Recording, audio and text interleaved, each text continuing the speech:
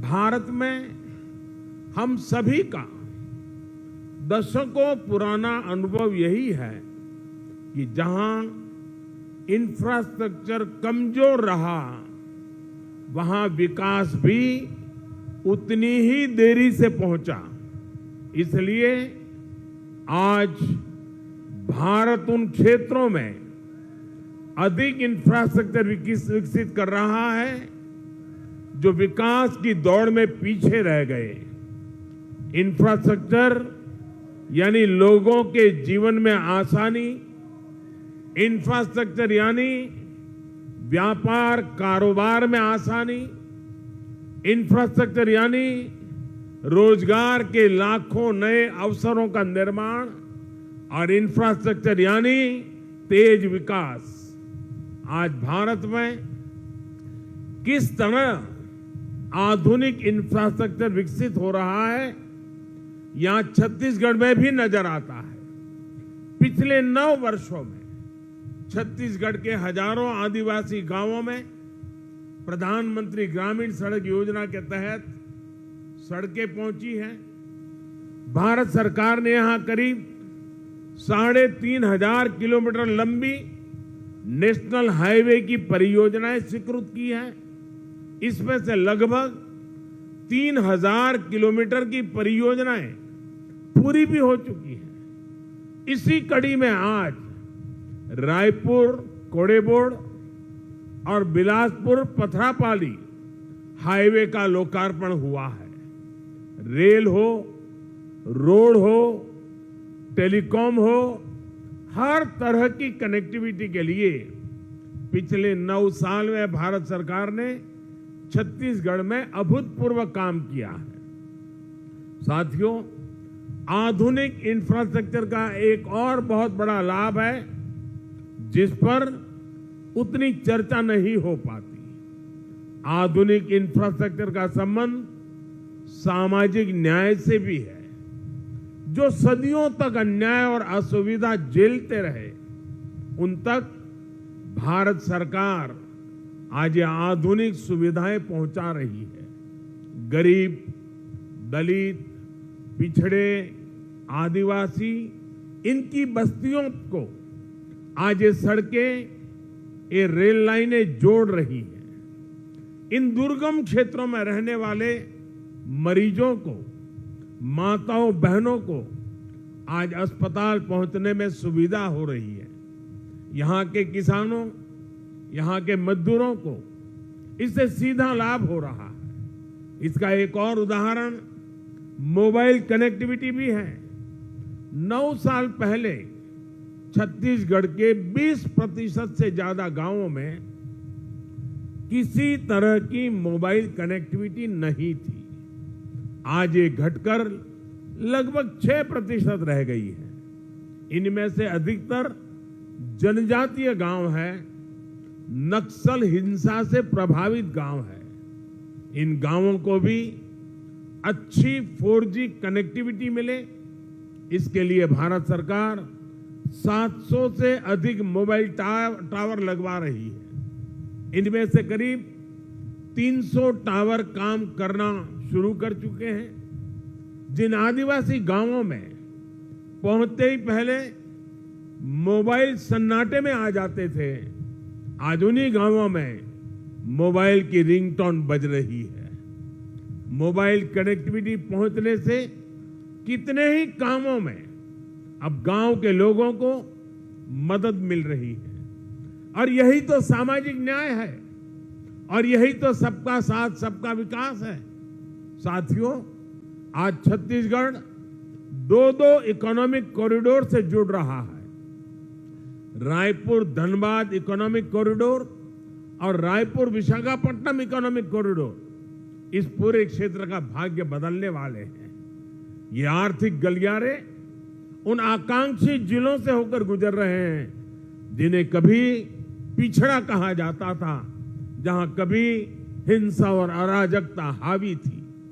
आज उन्हीं जिलों में भारत सरकार की कमान में विकास की नई गाथा लिखी जा रही है। आज जिस रायपुर विशाखापट्टनम इकोनॉमिक कॉरिडोर पर काम शुरू हुआ है, वो इस क्षेत्र की एक नई लाइफलाइन बनने वाली है। इस कॉरिडोर से रायपुर और विशाखापट्टनम के बीच का सफर आधा हो जाएगा।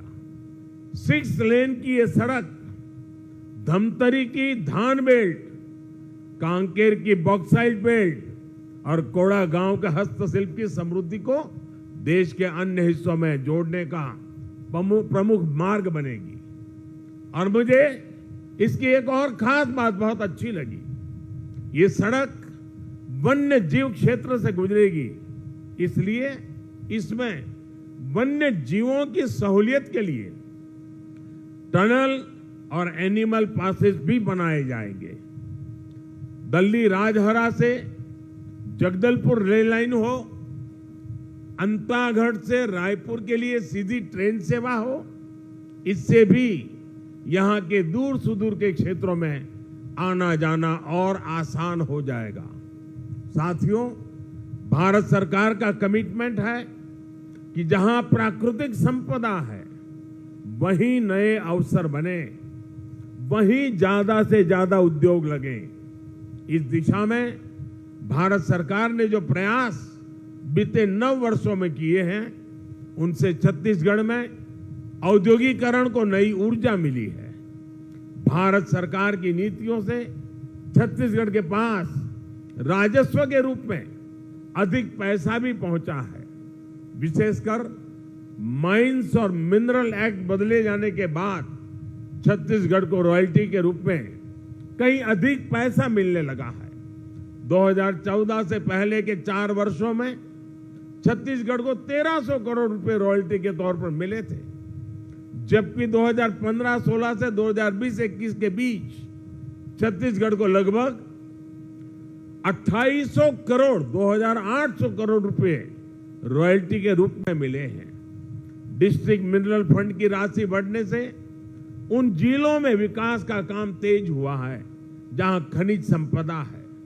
बच्चों के लिए स्कूल हो, पुस्तकालय हो, सड़कें हो, पानी की व्यवस्था हो, ऐसे ही कितने ही कामों में अब डिस्ट्रिक्ट मिनरल फंड का पैसा खर्च हो रहा है।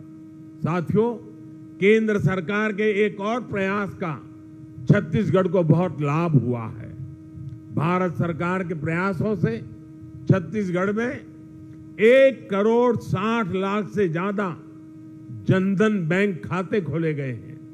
आज इन बैंक खातों में 6,000 करोड़ रुपए से अधिक जमा है।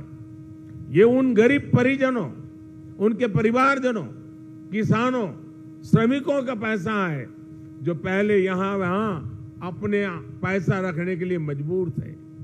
आज इन जनधन खातों की वजह से गरीबों को सरकार से सीधी मदद मिल पा रही है। छत्तीसगढ़ के युवाओं को रोजगार मिले, वो स्वरोजगार करना चाहे तो दिक्कत ना हो, इसके लिए भी भारत सरकार निरंतर काम कर रही है। मुद्रा योजना के तहत 40,000 करोड़ रुपए से अधिक की मदद छत्तीसगढ़ के युवाओं को दी गई है।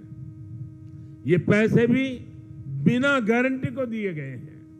इस मदद से बड़ी संख्या में छत्तीसगढ़ के गांवों में हमारे आदिवासी युवक युवतियों ने, गरीब परिवार के युवाओं ने अपना कुछ काम शुरू किया है। भारत सरकार ने कोरोना काल में देश के छोटे उद्योगों को मदद देने के लिए भी लाखों करोड़ रुपए की एक विशेष योजना चलाई है।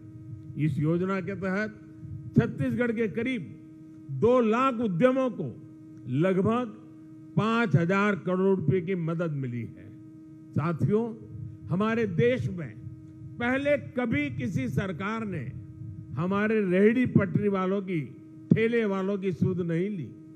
इनमें से ज्यादातर लोग गांवों से ही तो जाकर शहरों में ये काम करते हैं।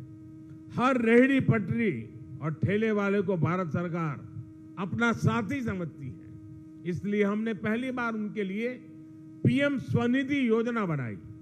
बिना गारंटी के उन्हें ऋण दिया। छत्तीसगढ़ में इसके भी 60,000 से ज्यादा लाभार्थी हैं।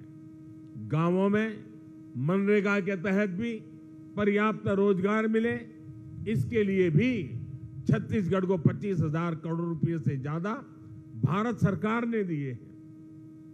भारत सरकार का ये पैसा गांवों में श्रमिकों की जेब में पहुंचा है। साथियों, थोड़ी देर पहले यहां 75 लाख लाभार्थियों को आयुष्मान कार्ड दिए जाने की शुरुआत हुई है। यानी मेरे इन गरीब और आदिवासी भाई बहनों को हर साल 5 लाख रुपए तक के मुफ्त इलाज की गारंटी मिली है। छत्तीसगढ़ के 1,500 से ज्यादा बड़े अस्पतालों में वो अपना इलाज करा सकते हैं। मुझे संतोष है कि गरीब, आदिवासी, पिछड़े, दलित परिवारों का जीवन बचाने में आयुष्मान योजना इतना काम आ रही है।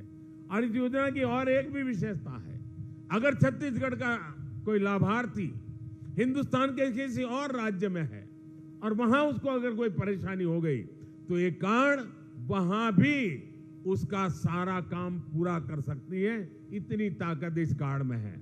मैं आपको विश्वास दिलाता हूं कि भारत सरकार इसी सेवा भाव से छत्तीसगढ़ के हर परिवार की सेवा करती रहेगी।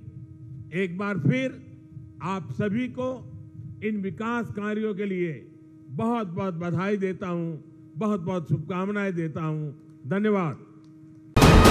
वीके न्यूज, राष्ट्र के नाम।